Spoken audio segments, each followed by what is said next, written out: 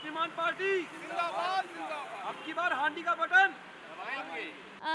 आपके सामने एक नई पार्टी उभर कर आ रही है, उसको आप किस तरीके से देखते हैं? ऐसा है जी, जो नई पार्टी आ रही है तो नए तरीके से ही आएगी और अच्छी बात है, नए काम करे।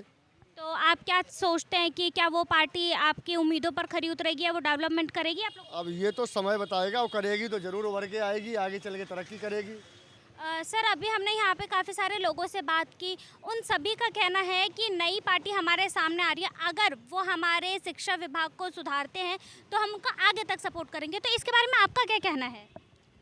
देखिए जी, शिक्षा समाज का मूल आधार है। यदि अच्छी शिक्षा होगी, समाज आगे बढ़ेगा। आपके बच्चे बच्चियां वो आगे बढ़ेंगे, उनका निर्माण होगा। शिक्षा नहीं होगी तो पीछे होते चले जाएंगे। तो निश्चित रूप से शिक्षा एक बेसिक आधार है समाज के डेवलपमेंट का, और इसलिए शिक्षा पर विशेष ध्यान देना चाहिए।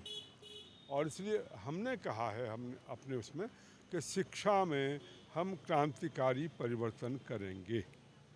और वो क्रांतिकारी परिवर्तन क्या होंगे?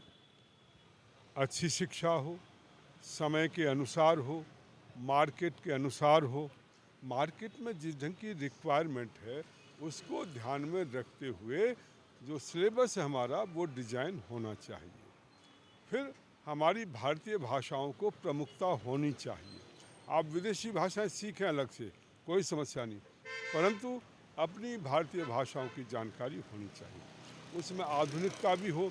आधुनिकता साइंटिफिक जो टेम्पर है वो जो है डेवलप करना चाहिए कि हम साइंटिफिकली सोचें। ठीक है, जब साइंटिफिकली विचार करेंगे तो अपने आप जो इधर उधर की चीज़ें हैं जो अनावश्यक हैं वो हमारे से हट जाती हैं। तो इस रूप में हम लोग, और प्राचीन काल में आपने देखा होगा कि हमारी शिक्षा पद्धति गुरुकुल शिक्षा प्रणाली कहलाती थी। चाहे भगवान राम हो, चाहे भगवान कृष्ण हो, चाहे जितने भी हमारे महापुरुष थे, वो सभी गुरुकुलों में पढ़ा करते थे।